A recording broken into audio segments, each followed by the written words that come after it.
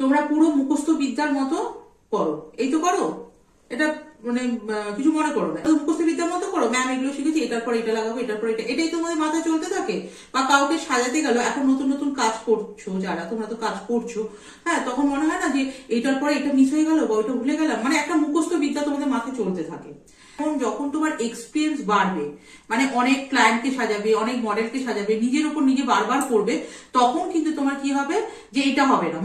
কোনো মানে ক্লায়েন্টকে যখন সাজাতে যাবে, তখন তুমি নিজে যখন দেখবে এই সিচুয়েশন, মানে তুমি মুখস্থ বিদ্যা তখন কিন্তু চলবে না, তখন তোমার সিচুয়েশনটাকে হ্যান্ডেলিং করতে হবে। যে এই প্রবলেম হয়ে আছে, এই স্কিনটা একরকম, আমি ভাবছি এক, করছি এক, তখন মাথায় বুদ্ধি খাটিয়ে তোমাকে কাজ করে বেরিয়ে আসতে হবে। এই এক্সপিরিয়েন্সটা গ্যাদার করতে হবে, ঠিক আছে? আমার এতদিনের এক্সপিরিয়েন্স গ্যাদার করি, এত ক্লায়েন্টকে সাজাচ্ছি, তারা কিন্তু এক্সপিরিয়েন্স দেখেই আমাকে বুকিং করছে। আমাকে যে বুকিংটা করছে না, আমার এক্সপিরিয়েন্স দেখেই বুকিং করছে, যে এর এই এক্সপিরিয়েন্স আছে।